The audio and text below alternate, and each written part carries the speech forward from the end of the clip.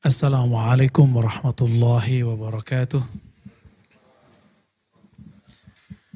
Alhamdulillah rabbil alamin. Hamdal hamidin, hamdal mustaghfirin. Hamdan yuafi ni'amahu yukafi'u mazidah. Asyhadu an la ilaha illallah wa asyhadu anna Muhammadan abduhu wa rasuluh.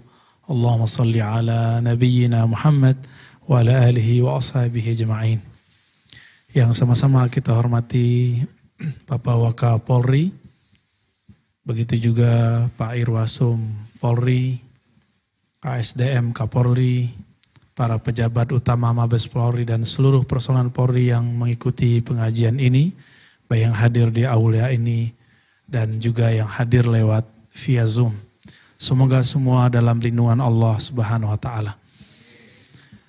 Saya ini termasuk rakyat biasa. Dan saya menyaksikan kepolisian sudah berkhidmah untuk negara ini. Kami sebagai rakyat kecil menyampaikan terima kasih sudah menjaga negeri ini. Barakallahu lakum, semoga Allah memberkahi hidup Bapak Ibu semua. Kami menjaga dari sisi yang lain.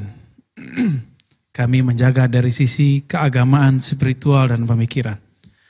Sekarang saya yakin mungkin di tubuh Polri sendiri ada masalah yang sama. Masalah pemikiran. Pemikiran beragama. Ya. Itu juga terjadi di kalangan kami. Para pendakwah, para guru ngaji, para ustadz, para kiai juga mengalami hal yang sama. Virus pemikiran lebih berbahaya daripada virus di badan. Karena dia tidak terlihat. Tapi dapat diterjemahkan kalau sudah ada kata-kata. Baginda Nabi Muhammad SAW, beliau dibayangkan oleh banyak orang sebagai seorang yang tegas, sebagai seorang yang kasar, sebagai seorang yang kaku. Akhirnya ada seorang sahabat, nama Jabir bin Samurah dan juga Al-Bara' bin Azib. Orang yang kedua ini, sahabat yang kedua ini ditanya, "Wahai Bara, apakah betul wajah Nabi itu sangar? Wajah Nabi itu kaku? Nabi itu dihormati di bumi dan di langit. Beliau tembus, naik ke langit, para malaikat ucapkan selamat salam kepada beliau dan hormat. Bahkan ketika malaikat Jibril, kalau boleh kita sebut itu Jibril malaikat bintang 4, Kapolrinya malaikat lah. Itu hormat kepada Nabi Muhammad SAW dan tidak diizinkan menembus kepada arsy Allah, hanya berhenti di Sidratul Muntaha. Jadi alam tertinggi di atas langit namanya Sidratul Muntaha, di atas itu ada lagi namanya arsy, singgasana pencipta alam semesta. Tapi ketika Nabi Muhammad SAW turun, beliau tetap menjadi seorang ayah bagi anaknya, menjadi guru ngaji bagi sahabat-sahabatnya. Lain halnya ketika beliau sedang berperang, maka Sayyidatuna Aisyah dan Anas bin Malik mengatakan, "Kana Nabiyyu sallallahu alaihi wasallam la yadribu ahadan." Nabi tidak pernah memukul seseorang illa wa huwa fi sabilillah, kecuali dia sedang berjuang jihad perang fi sabilillah. Ini prinsip-prinsip ini barangkali bisa diambil oleh teman-teman, sahabat-sahabat yang berkhidmah untuk menjaga negeri ini. Jangan main fisik sebelum perang. Ya, pendekatan rohani, pendekatan akhlaki, pendekatan yang sifatnya lebih manusiawi, dahulukan itu. Seperti Rasulullah SAW yang mana beliau rahmatan lil alamin, beliau sayyidul alamin. Jadi ketika Ibunda Aminah hamil, itu boleh didatangi oleh malaikat Jibril. Apa kata malaikat Jibril? "Wahai Aminah, yang kamu kandung itu adalah penghulu pemimpin alam semesta." Bukan hanya pemimpin satu institusi, tapi alam semesta. Makanya Nabi bisa ngobrol dengan hewan. Ada Bapak yang bisa ngobrol dengan hewan, Pak? Bisa ngobrol dengan pohon. Ada Pak cara ilmunya. Cuma nggak mungkin saya kasih ke Pak Kapolri ya. Pak Wakapolri, Pak semua nggak mungkin. Karena tugasnya beda. Tugasnya untuk hal yang berbeda. Cukuplah itu bagian para aulia-aulia Allah Subhanahu wa ta'ala. Untuk apa ilmu itu nanti? Nabi tunjukkan dulu untuk nanti. Karena di akhir zaman, mungkin nanti akan ada satu masa kita nggak bisa lagi pakai mic, nggak bisa pakai Zoom, kehabisan energi di alam semesta, kita kembali manual. Tapi kapan itu terjadi, wallahu a'lam. Maka kita nggak bisa nelfon, nggak bisa nge-zoom, nggak bisa video call. Terus kita menghubungin orang pakai apa? Dulu Sayyidina Umar ketika beliau sedang khutbah, tiba-tiba beliau berhenti. Beliau memandang ke arah yang sangat jauh. Lalu beliau mengatakan, wahai Panglima Sariyah, naiklah ke atas bukit. Naiklah ke atas gunung. Ternyata beliau bulan lalu mengirim Panglima namanya Sariyah, dikirim ke wilayah utara. Jarak antara Sayyidina Umar dengan Sariyah sekitar 2 atau 3 bulan perjalanan onta. Tapi beliau bisa berkomunikasi, bertelepati. Dan beliau berkalam di sini, didengarkan oleh para sahabat. Tapi suaranya terdengar sampai ke tempat Sariyah, wilayah Syam, wilayah Suriah atau Irak sekarang. Itu terjadi di masa Sayyidina Umar. Sayyidina Umar waktu itu adalah Amirul Mukminin, presidennya umat Islam saat itu. Itu juga sama kayak handphone, Pak. Jadi itu smart kolbu namanya, ya. Smart kolbu. Kalau ada smartphone, bisa nelpon, bisa video call. Ini kolbunya Sayyidina Umar itu sangat smart. Beliau bisa komunikasi tanpa alat komunikasi yang ada sama kita sekarang. Sebenarnya itu sudah ada pada Bapak Ibu ketika berfirasat kepada anak. Anak kita kenapa-kenapa, pernah punya firasat Bapak Ibu? Pernah ya? Firasat itu adalah telepati atau komunikasi dari smart kolbu yang tidak dilatih. Cuma karena ada hubungan spesial antara kita dan pasangan, kita dan anak, maka dia bisa terkoneksi. Jadi bagaimana cara menghubungkan ini? Ada caranya, itulah rahmatan lil alamin. Itu adalah passwordnya. Mencintai, menyayangi alam semesta. Jadi Nabi itu, Umar itu sayang kepada semua yang ada di alam semesta, maka beliau itu bisa berkomunikasi dengan alam, bisa berkomunikasi dengan siapa saja. Bapak, Ibu, saudara, sahabat dimakan Allah, itu pengantar dari kajian saya tentang Maulidur Rasul Sallallahu Alaihi Wasallam. Saya ingin berbicara tentang satu kisah yang ada di hadis pertama Sahih Muslim. Jadi ada satu kitab hadis namanya Sahih Muslim. Di hadis pertamanya nanti kita bisa memahami kenapa ada di tengah umat Islam orang yang sedikit agak saklek. Agama apa saja itu bisa ini dijadikan sebagai prototipe sebenarnya. Di situ terjadi dialog antara Sayyidina Jibril dan Sayyidina Muhammad Sallallahu Alaihi Wasallam. Kenapa ada orang yang terlalu spiritualis? Kenapa ada orang yang agak mungkin kelewat toleran, sampai kemudian melanggar prinsip-prinsip beragama juga ada. Itu karena ada 3 prinsip yang akan kita lihat ini. Ya. Satu kali Sayyidina Jibril datang kepada Nabi, nyamar. Jadi seseorang laki-laki, mirip dengan Nabi Yusuf, atau di masa beliau disebut dengan Dihya. Lalu tiba-tiba masuk, Sayyidina Umar kolbunya paling tajam. Beliau mengatakan, ini orang kami tidak kenal. Ini orang bajunya tidak terkena debu. Ini orang kok bajunya sangat rapi. Umar itu sama kayak orang dukcapil, ngerti KTP orang. Jadi ngelihat muka orang, tahu, wah ini orang si anu, orang sini, kabilah ini, suku ini. Tapi dilihat-lihat oleh Sayyidina Umar, ini tidak mirip siapa saja, kecuali Dihya, tapi Dihya bukan dia.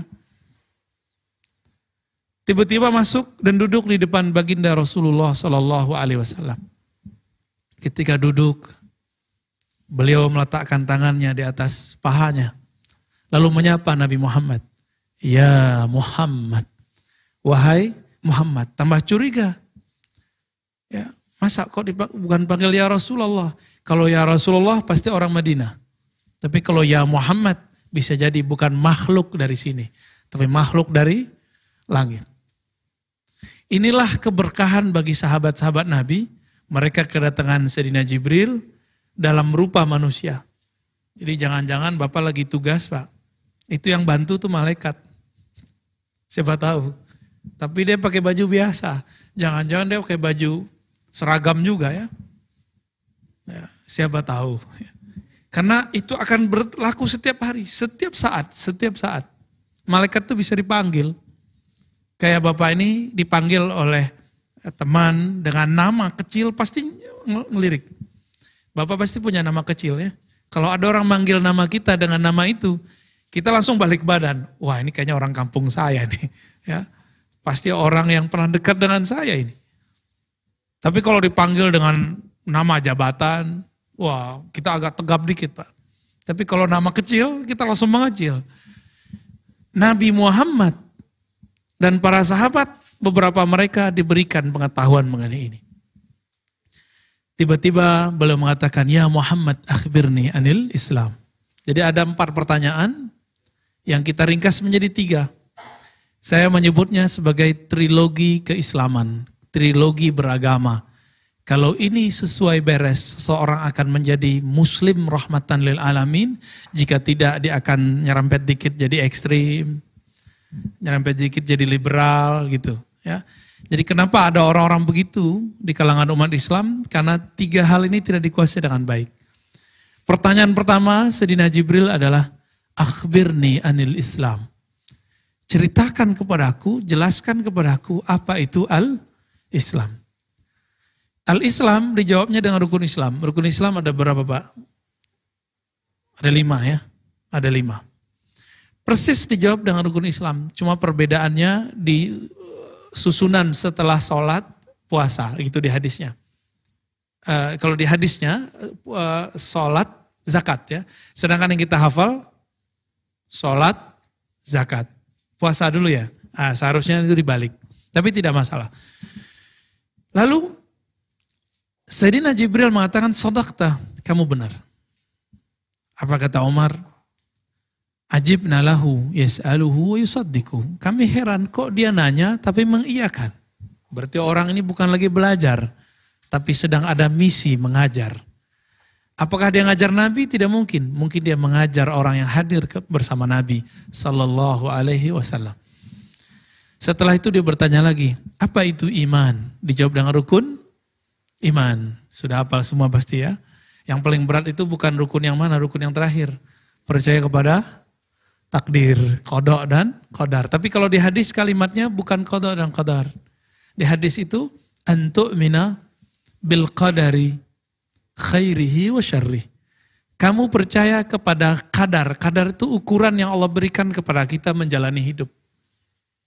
Apa yang saya alami hari ini, apapun posisi Bapak Ibu sekarang, itu adalah kadar. Kadar ini semuanya baik dari sisi Allah.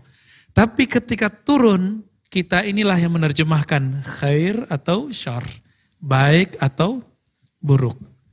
Silakan dijawab dalam hati sendiri Bapak Ibu, apakah kondisi sekarang itu adalah kadar takdir yang baik menurut Bapak? Dalam hati aja ya. Ya. Semua yang Allah berikan itu baik. Ya. Saya kalau senyum ke Bapak, kalau kita nggak musuhan, senyumnya ditanggapi dengan senyum.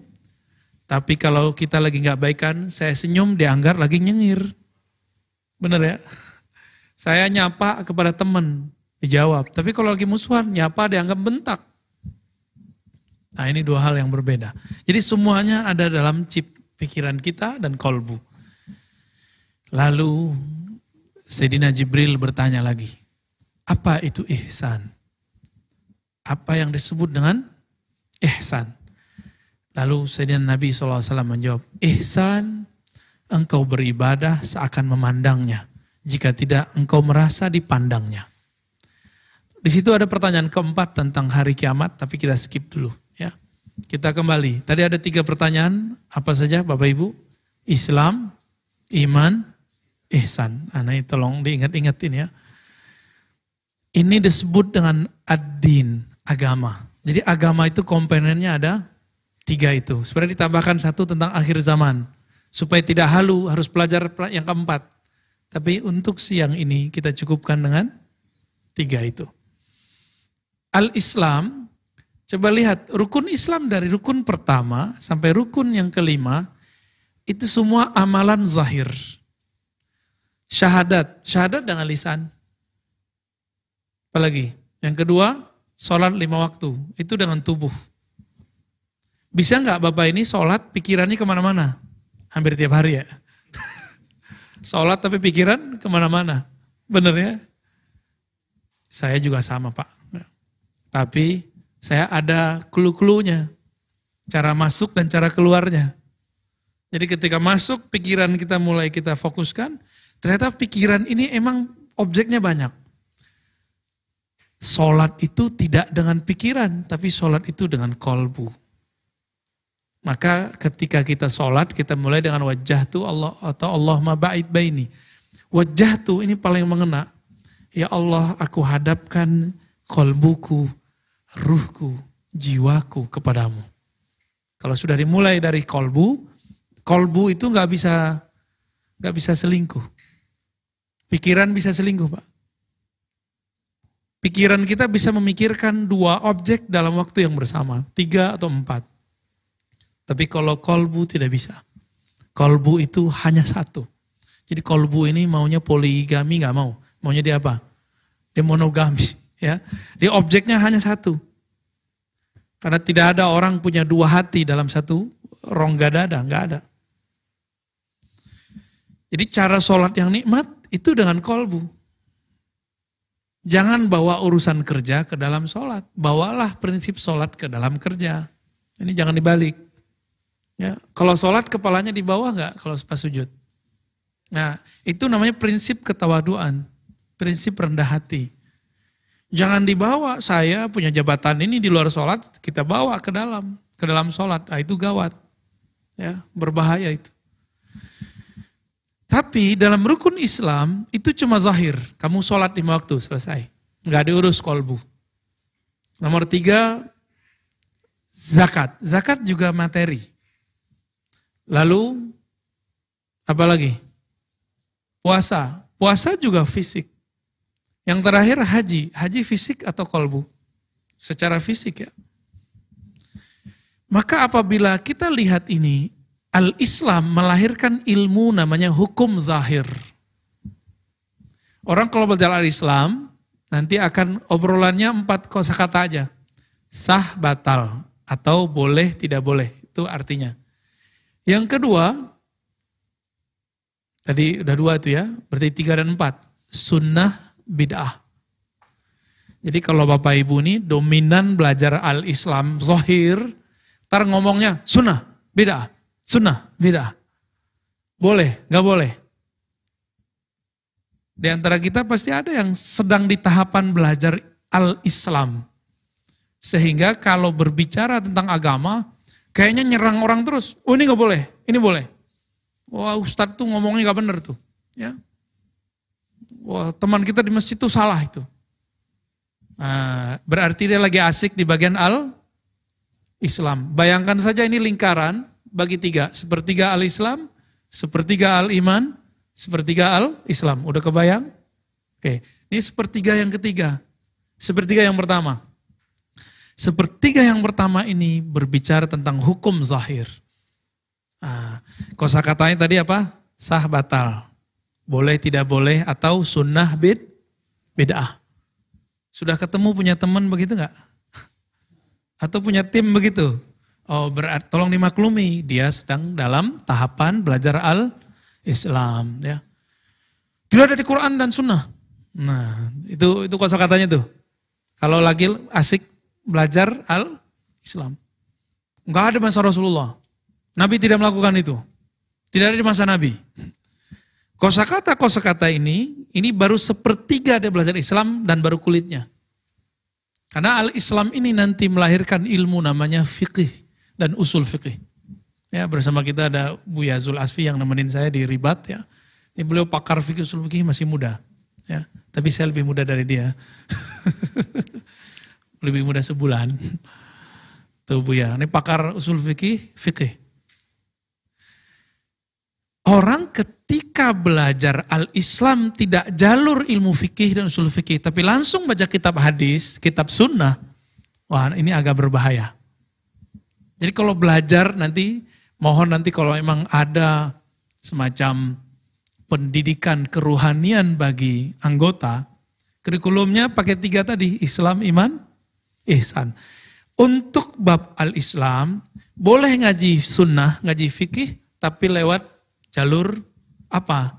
Dari fikih ini muncullah kemudian di zaman sahabat Nabi, imam mujtahid. Imam mujtahid ini kemudian melahirkan 4 mazhab. Nah, sebenarnya banyak mazhab. Apa arti mazhab? Kesimpulan para imam dalam memudahkan dalil-dalil agar dipahami dengan lugas oleh umat. Maka ada muncul namanya mazhab Hanafi. Apalagi? Mazhab Maliki. Mazhab kita di Indonesia kebanyakan apa? Syafi'i. Dan yang keempat, Hanbali. Nah, ada yang semi-semi nih. Semi-semi Hanbali namanya Salafi. Tapi bukan Salafi, bukan Hanbali juga. Cuma sayang, kelompok Salafi ini membatalkan 4 mazhab ini.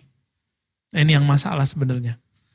Itulah sebabnya kenapa kalau ada di antara anggota kita, teman-teman kita, kawan kita, tetangga kita, sedang belajar al-Islam dengan jalur mazhab, itu beda hasilnya kalau belajar al-Islam dengan jalur tidak bermazhab. Apalagi anti mazhab. Maka saya kasih tahu, mohon maaf, agak sedikit menggurui Bapak Ibu, karena emang disuruh jadi guru kan. Tolong jangan terlalu keras kepada anggota yang sedang terinfiltrasi pemikiran sunnah bid'ah ini. Dia butuh bimbingan lanjutan. Ya, jangan terlalu kasar, mereka sedang lagi cinta-cintanya sunnah, tapi dengan jalur, bukan jalur ulama besar. Mereka mau jalan pintas. Apa kata ustadz-ustadznya? Tidak usah ikut imam, tidak usah ikut mazhab, langsung saja pada Al-Quran dan sunnah. Ungkapan begini seakan-akan benar, ya. Seakan-akan benar gak? Ngapain ikut imam? Kan imam bukan nabi. Seakan-akan ini benar. Ngapain buku pakai fikih? Fikih-fikih nggak perlu, langsung aja ke hadis. Gimana cara jawabnya nih Pak? Al-Quran itu sampai kepada kita lewat imam. Kalau nggak boleh ikut imam, kita harus buang Quran kita yang ada. Bapak Ibu, tadi yang dibaca oleh tim kita, siapa tadi yang baca Quran? Afwan, wah namanya bagus sekali, ini suka memaafkan ini. Itu Bang Afwan baca Quran, itu riwayat Imam Asim, yang kemudian dia punya murid namanya Hafaz. Ya kemarin saya bertemu seorang kiai di Jawa Tengah, ini baru balik nih Pak, ya malam tadi kita baru nyampe. Saya mengambil ijazah kepada ulama yang punya silsilah keilmuan tadi. Ijazah itu izin membaca Quran, izin mengamalkan ilmu, menyampaikan ilmu dengan jalur otoritas seorang syekh. Baru nyambung, ternyata dia nomor keberapa gitu di bawah Nabi SAW. Ada otoritasnya. Saya juga ngambil ijazah zikir, ijazah baca kitab, ijazah kitab hadis. Ada semacam prosesi pemberian ijazahnya. Hak otoritasnya itu ada. Al-Quran yang kita baca sekarang kalau tidak ada imam tidak sampai kepada kita. Jadi yang kita baca itu Al-Quran qiraat Imam Asim. Kalau ada orang mengatakan gak usah ikut imam, berarti pinggirkan dulu Al-Quran. Oke.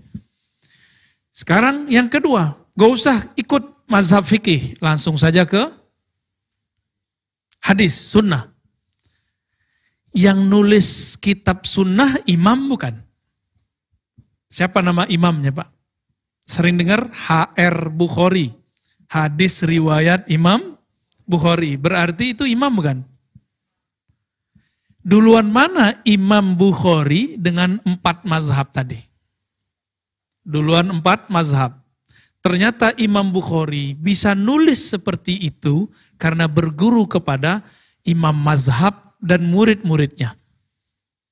Imam Bukhari itu lahir sekitar tahun 154 Hijriah. Sekarang 1443 Hijriah. Gak usah dihafal, Pak ya, diingat-ingat aja. Beliau pernah berguru kepada murid Imam Syafi'i, namanya Imam Ahmad bin Hambal atau Hanbali. Kalau Hambali di Indonesia ngebom ya.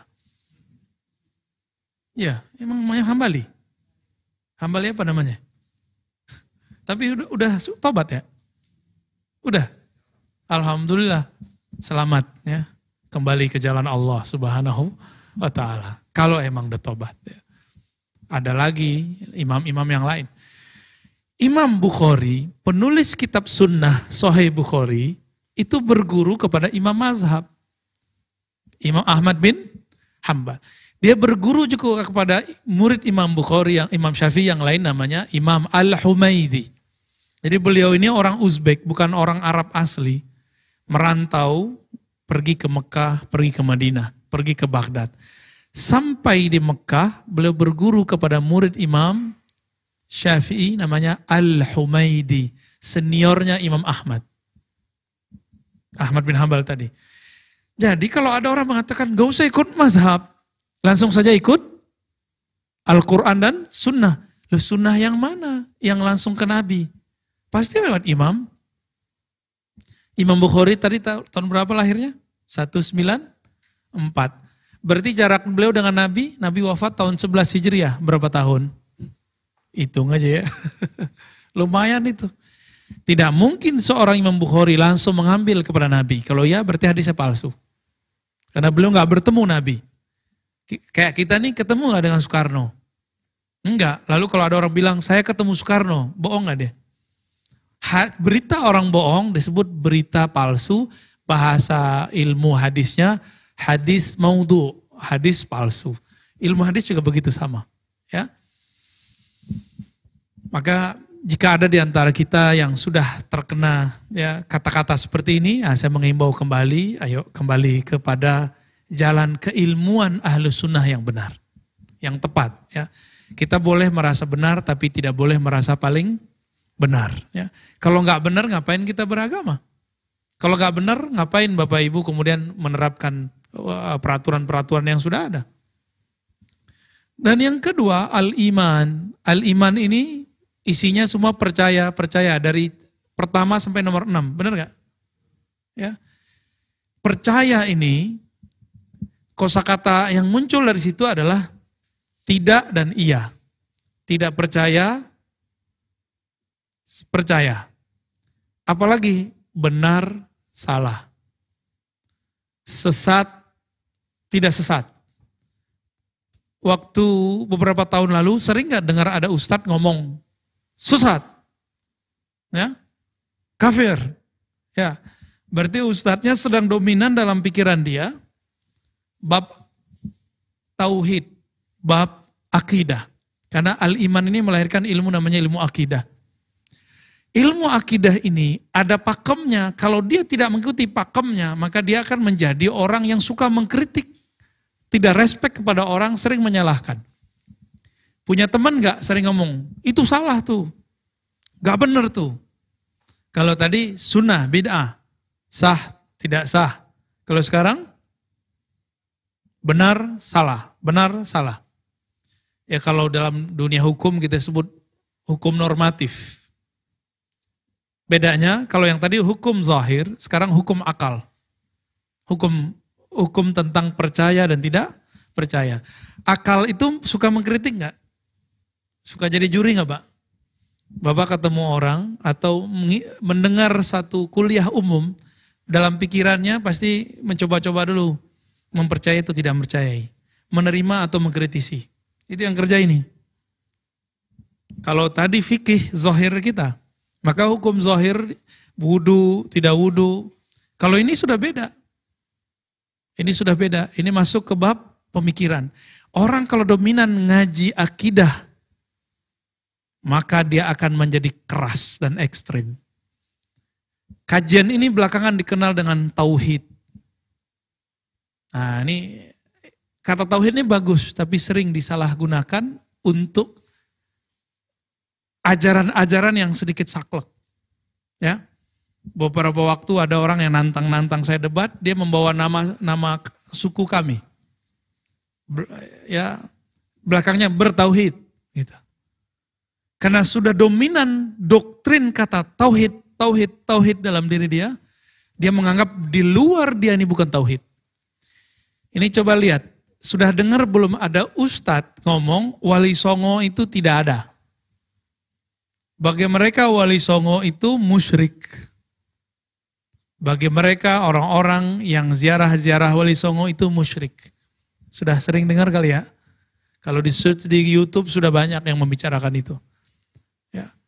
Karena dia sudah kebanyakan belajar teori tauhid, tapi tidak masuk kepada rukun iman. Dia masuk serius di bab tauhid, tapi tidak masuk ke rukun iman. Orang beda faham aja kemudian dianggap sesat. Ya. Bapak Ibu waktu kecil dulu belajar sifat Allah nggak? Wallah wujud kidam bakoh. Bener ya? Walaupun seragamnya beda sama saya nih, tapi ternyata akidahnya sama kan? Bener Pak, apalagi orang Betawi nih ya. Allah wujud kidam bakoh. Mukhalafatuhu lil hawadis. Oh itu ada disebut dengan sifat 20. Mereka yang sudah dominan belajar ini, atau jalur yang lain, jalur pembagian tauhid jadi 3, nih hati-hati Pak. Ada jalur bukan sifat 20. Dia membagi tauhid menjadi 3, uluhiyah, rububiyah, asma dan sifat. Doktrin ini akan menganggap sesat yang Bapak hafalkan, Ibu hafalkan dari kecil. Itu karena kelebihan belajar bab al-iman tentang tauhid itu. Apa kata mereka? Sifat 20 itu sesat. Gitu. Itu ajaran yang tidak tepat. Berarti Bapak ini orang sesat semua ya. Gimana Pak? Nanti jangan kaget Pak, Bapak punya bawahan nyesatin Bapak. Ya, punya tim, punya anggota, lalu nyerang Bapak nanti. Jangan heran. Kalau itu terjadi ya. Saya berharap kepada ya teman-teman semua, ya anggota, tolong belajar tauhidnya jangan lewat YouTube. Langsung ngaji kepada ahlinya. Di negeri ini yang mendirikan negeri ini, dulu ada anak dari pendiri Nahdlatul Ulama siapa? Kiai Wahid Hashim. Ya.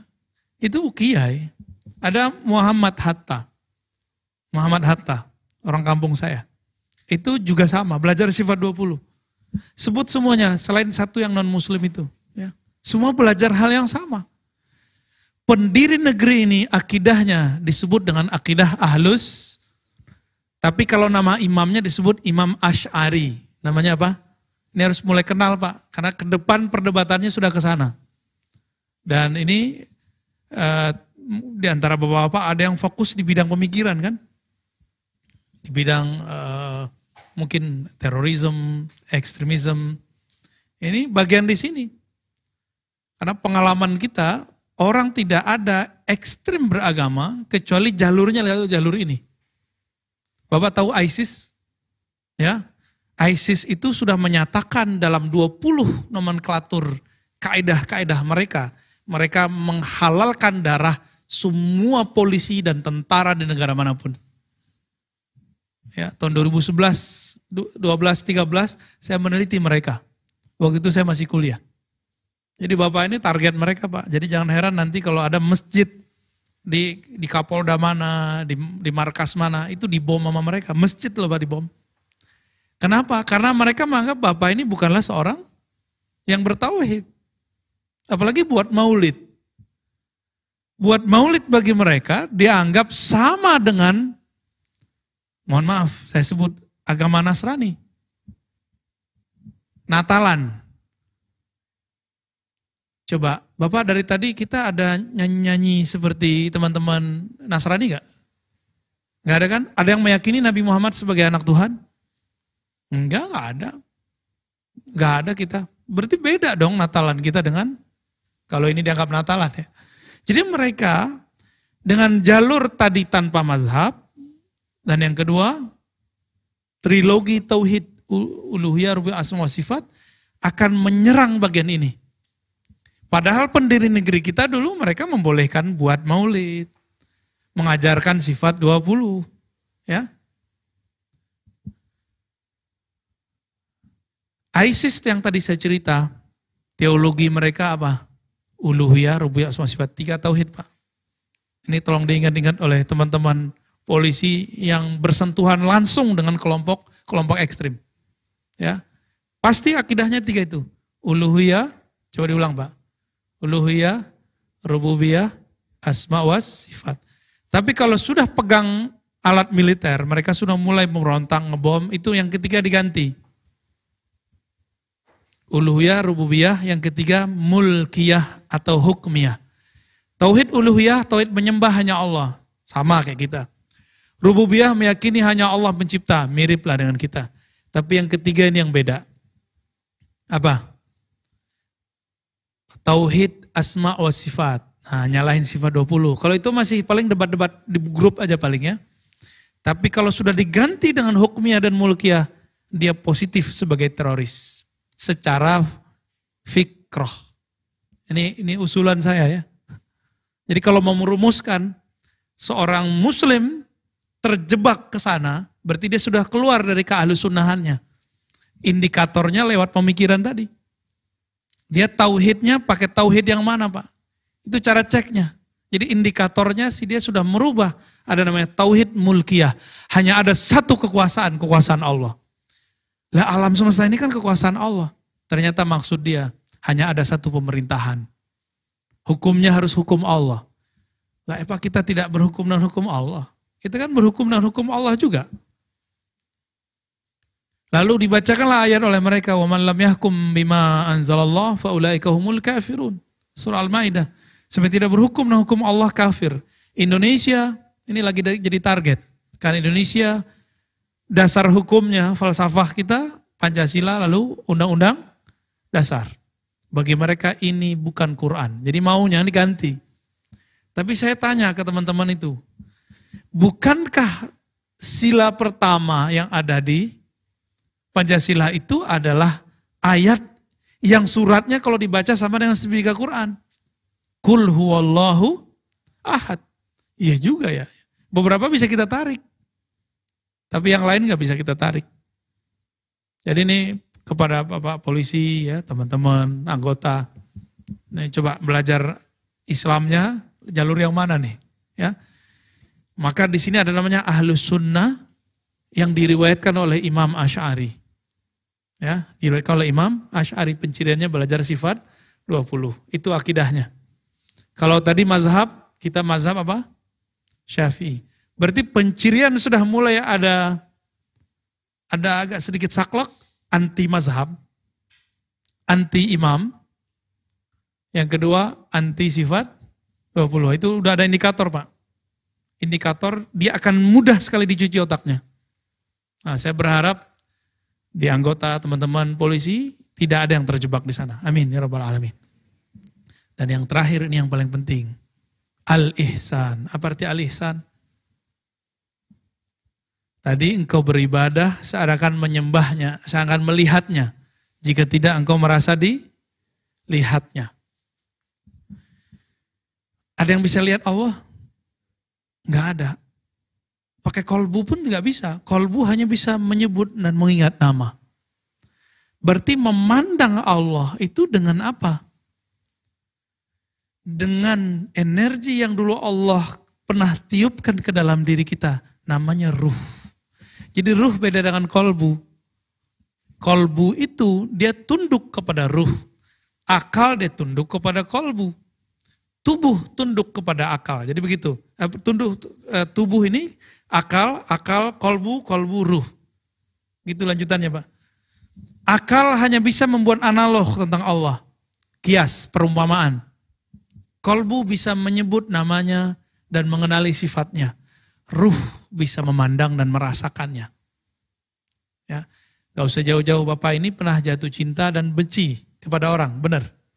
Ya, mungkin di dalam ruangan ini ada yang sedang jatuh cinta, ada juga yang lagi sakit hati.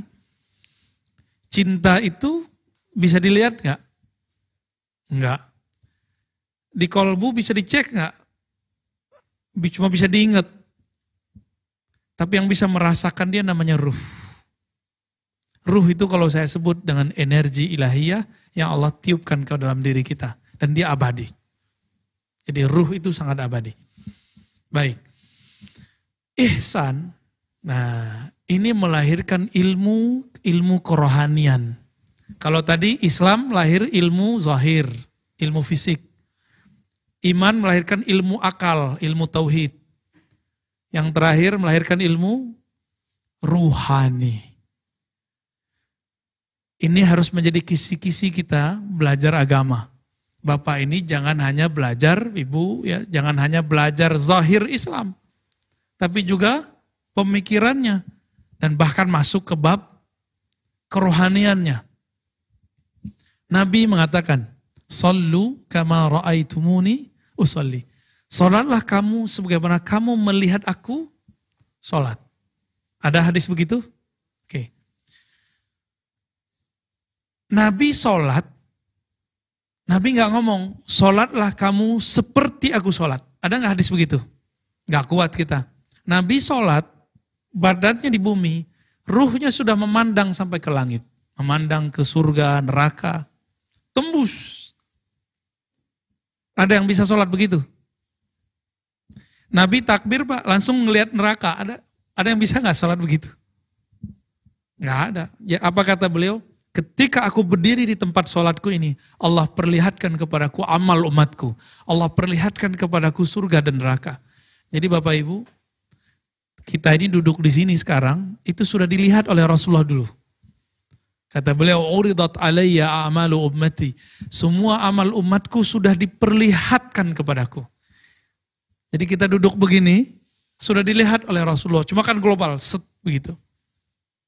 Semoga dengan menyebut nama beliau dan bersalawat kepada baginda Rasulullah SAW, kita berhak dapat syafaatnya. Amin. Rabbal alamin. Al-ihsan ini melahirkan ilmu kerohanian oleh ulama zaman salaf, ulama terdahulu abad ketiga disebut dengan tasawuf. Apa namanya? Nah, musuh-musuh Islam ingin menghancurkan Islam dari dalam. Gimana caranya? Buat sekelompok yang mengharamkan ilmu tasawuf. Dulu Sayyidina Umar diminta oleh gubernur Mesir, namanya Amr bin al-As, tolong kirim dong 4.000 tentara. Yang dikirim oleh Umar berapa orang? 4 orang. Protes Amr bin al-As, wahai Amirul Mukminin, saya minta 4.000 orang. Kenapa engkau hanya mengirim 4 orang? Balas lagi suratnya. Wahai gubernur yang soleh, kamu tidak punya hati kah? Kira-kira begitu kalau bahasa bebasnya. Pandanglah masing-masing yang 4 itu. Kualitas rohaninya sama dengan 1 orang 1.000. 1 orang 1.000. 4 orang jadi 4.000. Maksudnya gimana? Udah kamu kumpulkan pemuda-pemuda Mesir, lalu serahkan kepada mereka. Berapa orang? 4.000. Bagi-bagi 1.000, 1.000. Benar.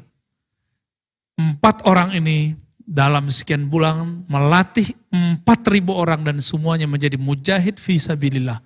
Menjadi abdi negara ya kayak Bapak inilah. Ya.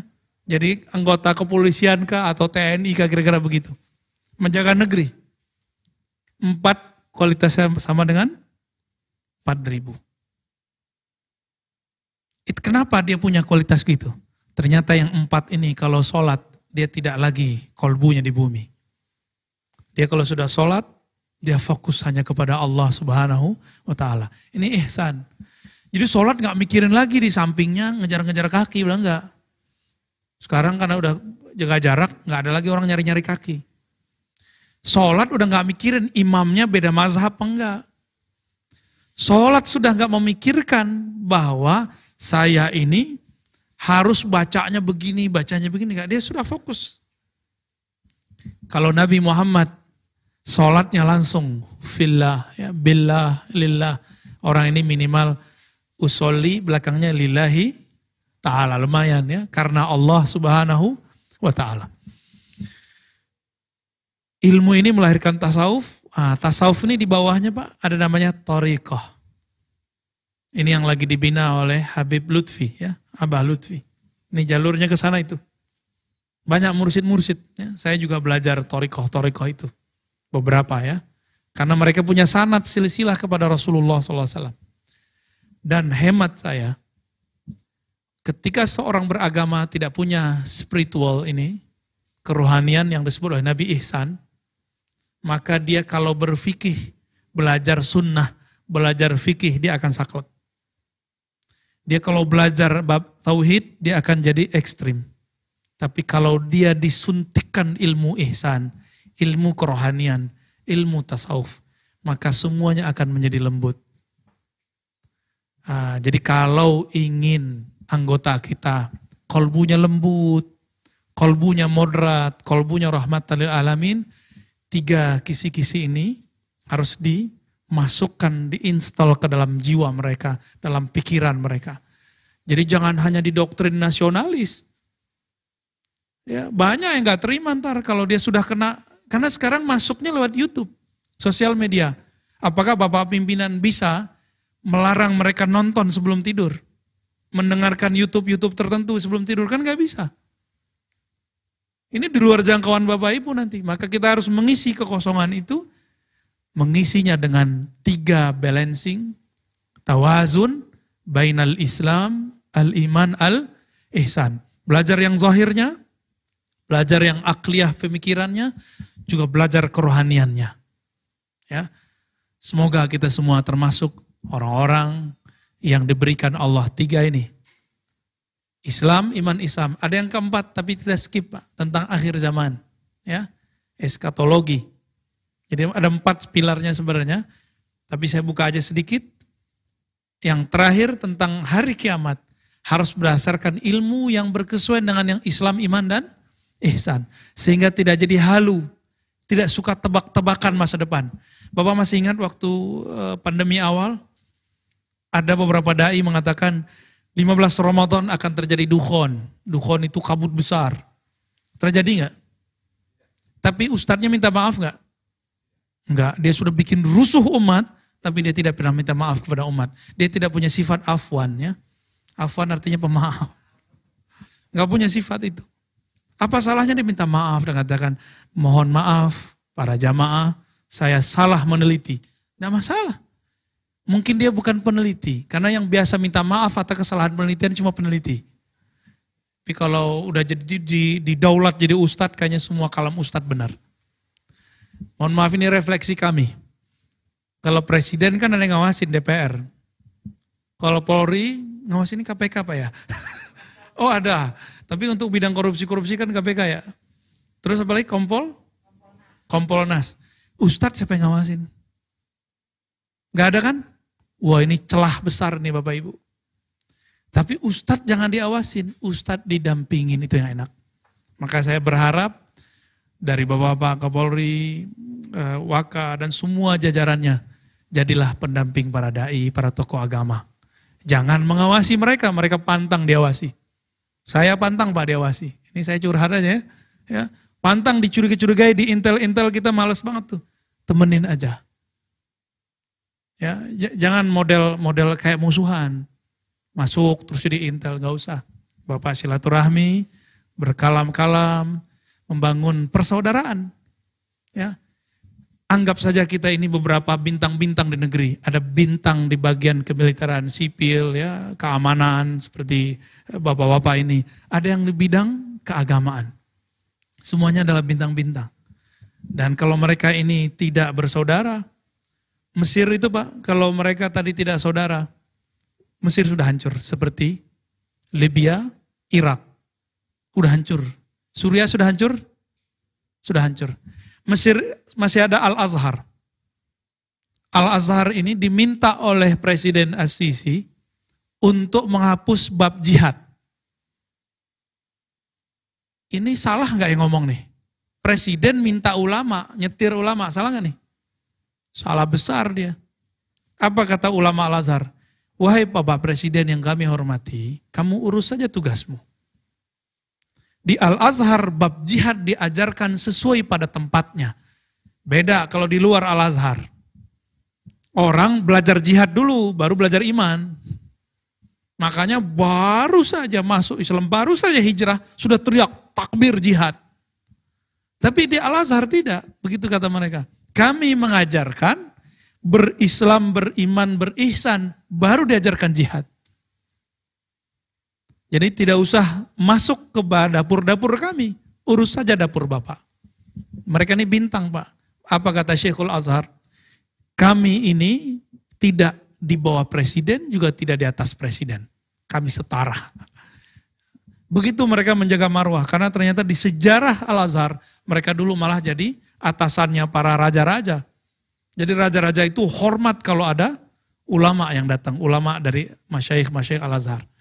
Maka semoga terjadi semacam kerjasama, kekeluargaan, keluarga besar antara orang-orang beragama, tokoh beragama, dengan orang-orang yang sedang berjuang menjaga negeri ini. Amin rabbal alamin. Dan kita tutup dengan doa. Sebelumnya kita bacakan surah Al-Fatihah. Semoga Allah membuka pikiran, kolbu, ruhani kita semua untuk bermunajat kepada Allah Subhanahu wa taala. Al-Fatihah.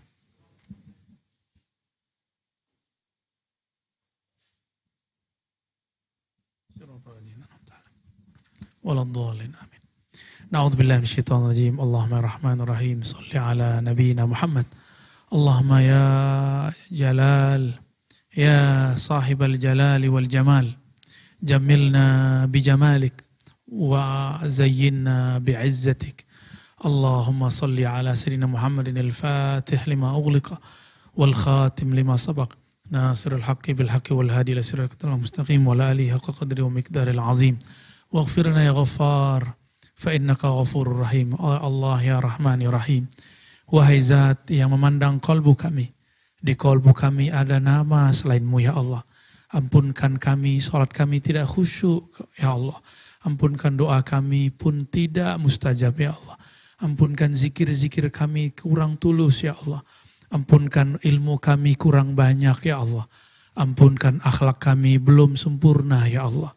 Maka dengan berkah syafaat Nabi-Mu ya Allah, fasfa'na fid dunya wal akhirah. Berikanlah kami syafaat di dunia dan akhirat.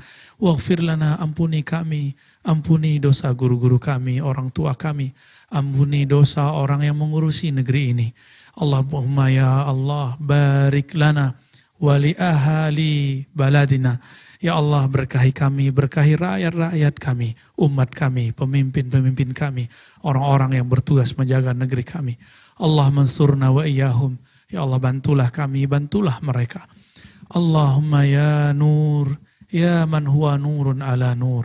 Wahai Allah yang memiliki cahaya, hati kami gelap, berikanlah cahaya namamu, berikanlah cahaya sifatmu, berikanlah cahaya nabimu, cahaya akhlak indah dari nabimu, cahaya kelembutan hati dari nabimu.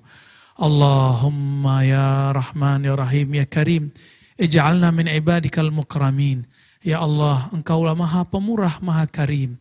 Banyak hambamu yang Engkau beri nikmat, tapi dia tidak menyembahmu. Engkau betul-betul Karim, Pemurah ya Allah.